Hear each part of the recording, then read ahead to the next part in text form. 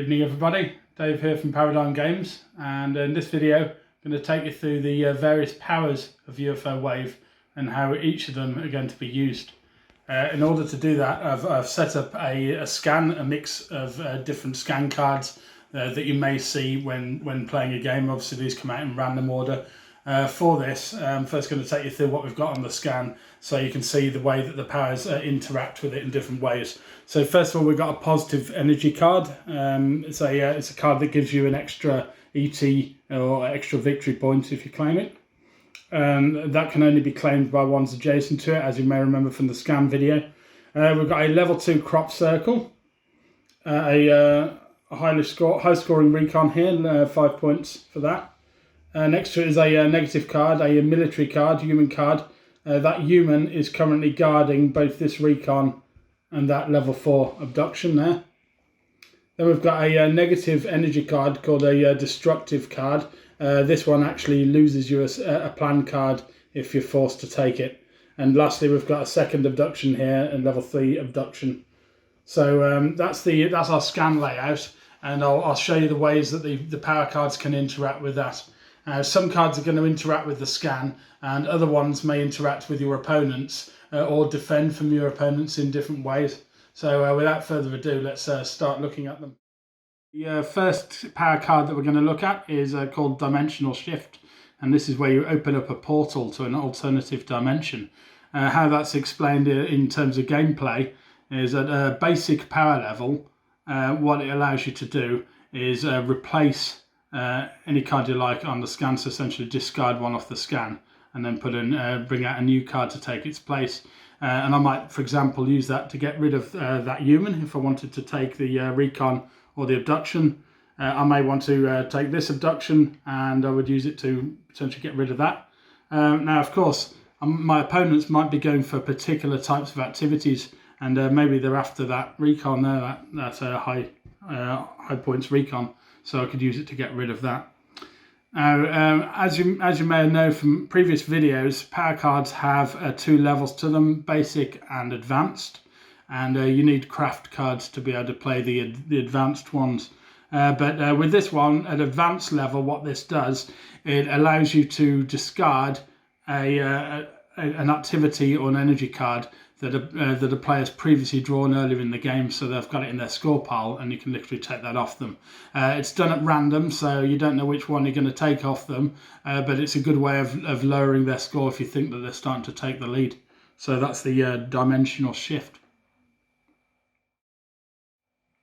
The next power card we're going to look at is Hotspot, and this is where you as an alien species are working overtime to claim activities.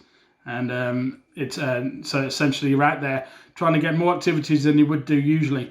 And what it essentially does is allow you to claim more than one activity on your turn.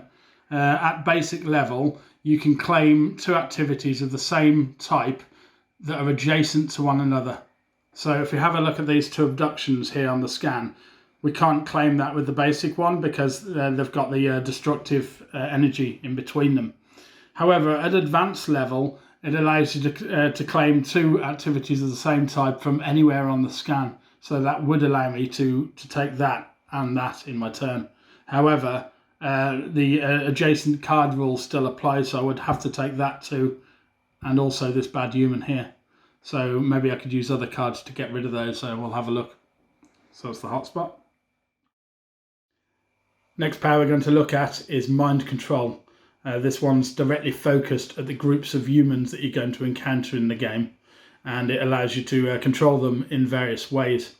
And you may remember from previous videos that humans will start watching you and may appear in front of you, and you have to try to get rid of them through the game. And not all humans are bad. There is actually one good type of human, but most of them have negative effects.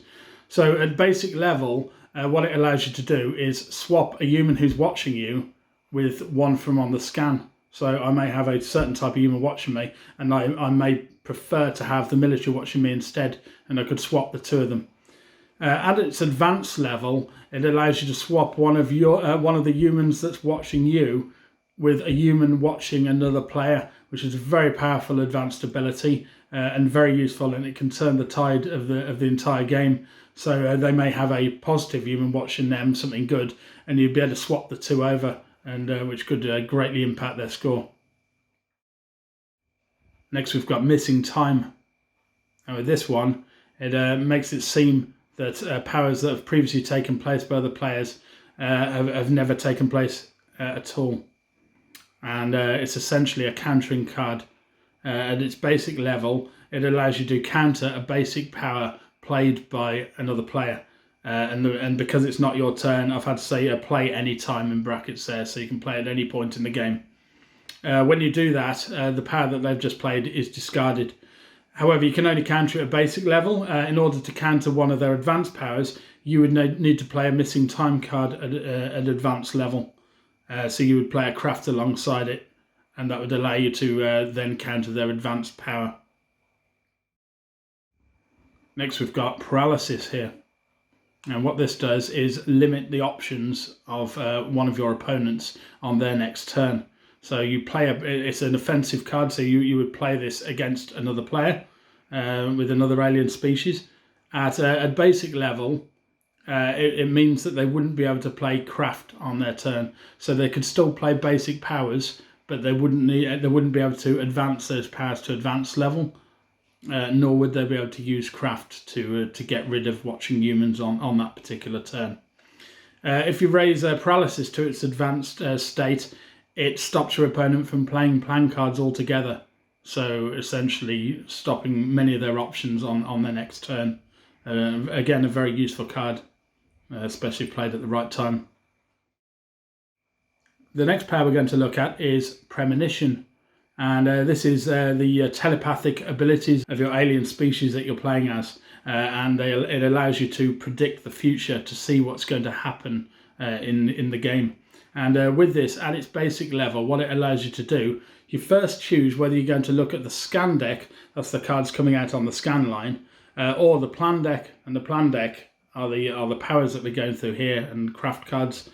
If you take a look at the scan deck, it shows you the next few scan cards that are going to come out, and it allows you to reverse, to alter the order of those. So you'd be able to change the order, and so the next player, the one after that, and the one after that, you better choose what happened and when.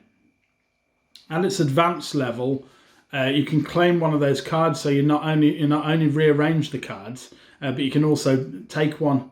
If you're looking at the scan deck, that would allow you to take one and add it to your score pile, but that can backfire, because if all three cards come out and they happen to be negative cards, like negative energy or humans, you would have to take one of those. If you're looking at the plan deck, it's going to allow you to select one of those few different plan cards, which may very well help you. You may be looking for something particular. So that's the Premonition. This next power card we're going to look at is called Protective Aura. And this allows you to lay claims to an activity on the scan. And it allows you to potentially keep it for your next turn. So what you do with this is you actually put it down on the activity that you want to put the Protective Aura over. So let's say I was very interested in this card, this high-level recon card, but I didn't want to take that card. I may want to take this abduction across here, or leave that human to somebody. So what I would do, I could put the Protective Aura like that on the card, and it stops all the other players from interacting with that card in any way. They can't move its position, they can't destroy it, and they definitely can't claim it.